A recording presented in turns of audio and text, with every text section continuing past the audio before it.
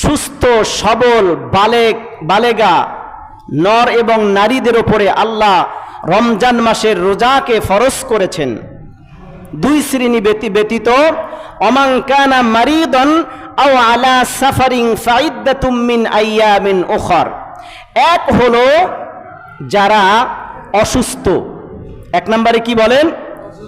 অসুস্থ ব্যক্তি যারা একেবারেই অসুস্থ, অক্ষম, রোজা রাখতে পারে না, এমন বৃদ্ধ বৃদ্ধা বয়স্ক ব্যক্তি আছে অসুস্থ, যাদের পক্ষে রোজা রাখা আদৌ সম্ভব নয়।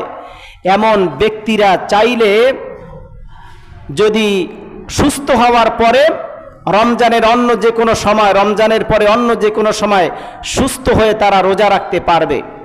এমন রোগী আছে রমজানে রোজা রাখলে দেখা যায় তার অসুস্থতা বেড়ে যাবে কিংবা জীবন আশঙ্কার সম্ভাবনা থাকে। এই রকম ব্যক্তি যদি হয় তাহলে আল্লাহ পাক তার জন্য ফুরসত করে দিয়েছেন, সে এই সময় না রেখে অন্য সময়ও রোজা রাখতে পারবে।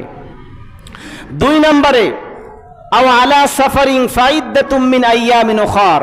আল্লাহ পাক বলেছেন যারা সফরে আছে, যারা সফর অবস্থায় আছে, সফরের মধ্যে থাকা অবস্থায় যদি সে কষ্ট মনে করে যে না এই সময় আমার পক্ষে রোজা রাখা সম্ভব নয়, সফর শেষ করে সে অন্য সময়, রমজানের পরে অন্য সময় রোজা রাখতে পারবে। এটা আল্লাহ পাক মুসাফিরের জন্য ফুরসত করে দিয়েছেন।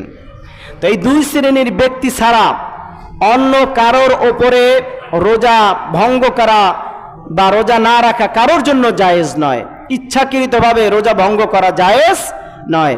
রাসূলুল্লাহ বলেছেন কোনো ব্যক্তি যদি ইচ্ছাকৃতভাবে রোজা না রেখে অন্য সময় সেই রোজা কাজা আদায় করে তাহলে সারা বছর নয় মাসব্যাপী রোজা রাখলেও রমজানের একটি রোজার সমপরিমাণ ওজন হবে না, সওয়াব হবে না। আল্লাহু আকবার বলেন।